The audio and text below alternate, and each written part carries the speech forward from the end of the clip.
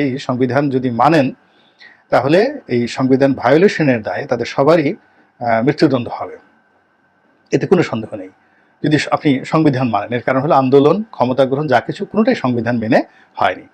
আর এই সংবিধানের বাইরে যা কিছু হয়েছে এর জন্য শাস্তি হলো মৃত্যুদণ্ড। আর এই মৃত্যুদণ্ডের যে বিধানটি, এটি যদি আবার সংবিধান পরিবর্তন করতে হয় তাহলে আগামীতে এটি রাষ্ট্রপতি কোনো অধ্যাদেশ দেওয়া হবে না। আগামীতে যে সরকার আসবে তাকে আওয়ামী লীগের মতো ব্রুট মেজরিটি থাকতে হবে, 3/4 তাকে যদি সেই না থাকে, মানে মেজরিটি না থাকে, তাহলে ওই সংবিধান আর পরিবর্তন করা যাবে না। দেখা গেল বিএনপি আসছে, জামাত আসছে, অন্যান্য দল আসছে, এমনকি আওয়ামী লীগও আসছে, কিন্তু একক সংখ্যাগরিষ্ঠতা মানে 4/3 সংখ্যাগরিষ্ঠতা কেউ পায়নি। ফলে এই সংবিধানটা আর পরিবর্তন করা সম্ভব হবে না। ফলে এই যে টোটাল প্রক্রিয়ার সাথে যারা যারা জড়িত, এই সরকারের সাথে যারা জড়িত, আন্দোলনকারী, সবাই কিন্তু এই সংবিধানের রোষানলে পড়বেন। আর সেই রোষানলে পড়বেন বলে সরকারের যারা শুভার্থী তারা অনেকেই দেশে এবং দেশের বাইরে বলার চেষ্টা করছেন যে এই মুহূর্তে ডক্টর মোহাম্মদ ইউনূসের প্রথম এবং প্রধান কাজ হলো সংবিধানকে স্থগিত করা, তারপর সংবিধান বাতিল করা, সংবিধান রিরাইট করা, জনাব শাহাবুদ্দিন চুপ্পু রাষ্ট্রপতি তাকে বহিষ্কার করা এবং সেখানে ডক্টর ইউনূস বিপ্লবী সরকারের প্রধান হিসেবে কর্তৃত্ব নয়। এর কারণ হলো সংবিধান যদি আপনি মান্য করতে যান, আপনি তো মান্য করতে পারেননি। আর এই সংবিধান অনুযায়ী যা কিছু করেছেন এমনি আপনি আপনার জীবনের ঝুঁকিতে পড়ে গিয়েছেন। কাজেই যখন আপনি ঝুঁকিতে আছেন তো আপনাকে শতভাগ ঝুঁকি নেওয়াই বেটার। আপনি পুরো আন্দোলনের নেতা হয়ে যান, আপনি আপনার মতো করে সবকিছু চালান। এইভাবে কিন্তু নানা জনে নানাভাবে ডক্টর মোহাম্মদ ইউনূসের উপর চাপ প্রয়োগ করছে।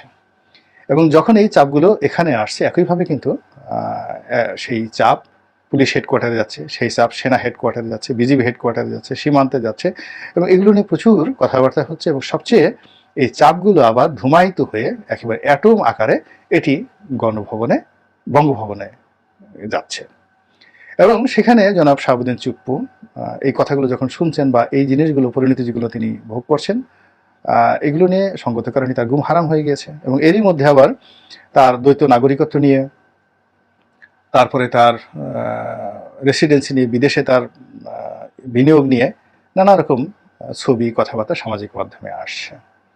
এবং এরই মধ্যে দেখা গেল যে অলনে ছাড়েন সেনাবাহিনীর প্রধান জেনারেল ওয়াকার রাষ্ট্রপতির সঙ্গে দেখা করেছেন। তো রাষ্ট্রপতির সঙ্গে তার যে দেখা, সেই দেখাটা সবাই বলছে যে এটা মানে বঙ্গভবনের পক্ষ থেকে বা সেনা বাহিনীর পক্ষ থেকে যেটি বলা হচ্ছে, এটা একটা গতানুগতিক সৌজন্য সাক্ষাৎ। কিন্তু সবাই অলক্ষ্যে নানা রকম কথা বলার চেষ্টা করছে।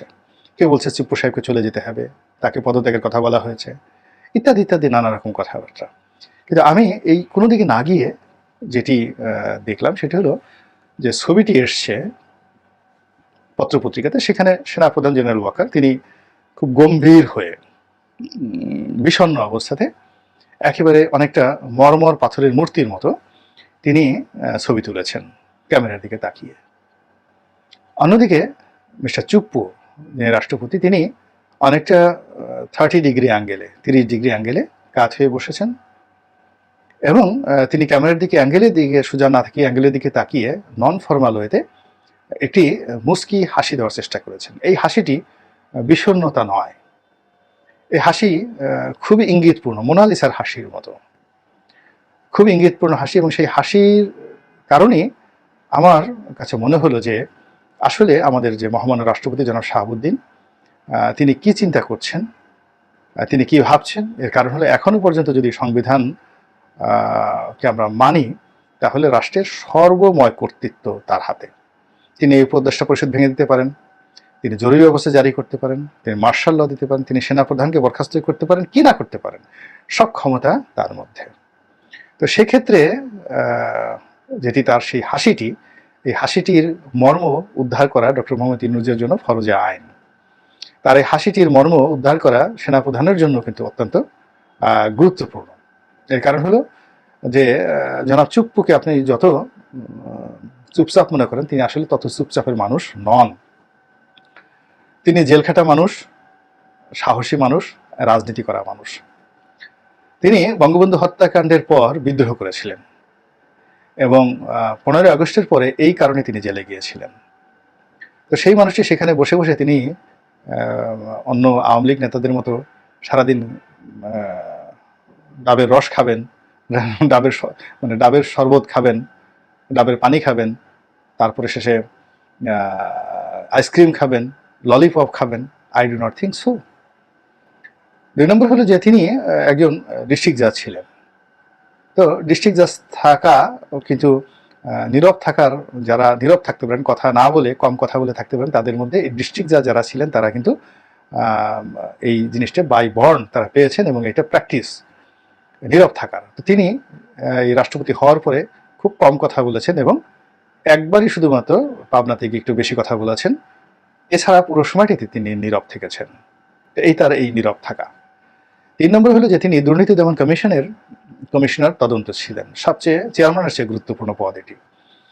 এবং পুরো আওয়ামী লীগের জমানাতে তিনি 2 হাতে খেলেছেন। বাংলাদেশের যত দুর্নীতিবাজ, কার শরীরে কতটা পশম আছে, কার কতটুক ওজন আছে, কে কতটা লাফাতে পারে, কে কতটা সৎ, এই পুরো জিনিসটি তিনি দেখেছেন দুর্নীতি দমন কমিশনার হিসেবে। তারপর তিনি দেখেছেন তার যে বিচার শক্তি, সেই মেধাযোগ্যতা দিয়ে, তার যে রাজনৈতিক প্রজ্ঞা, যোগ্যতা, সাহস, সবগুলো মিলিয়ে। এবং সেখান থেকে তিনি গণভবনে আশীর্বাদ নিয়ে বঙ্গভবনে ঢুকেছেন। তো অনেকগুলো যোগ্যতা, গণভবনের আশীর্বাদ নিয়ে বঙ্গভবনে ঢোকাটা এত সোজা জিনিস নয়।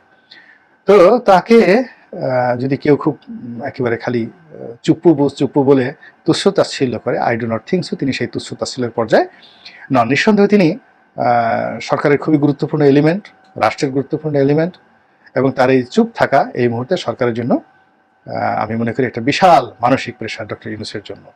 কাজেই এই প্রেশার সরকারের দ্বারা করতে কীভাবে সামাল দেন, সেটাই দেখার বিষয়। আল্লাহ আমাদের সবাইকে হেদায়েত দান করুন।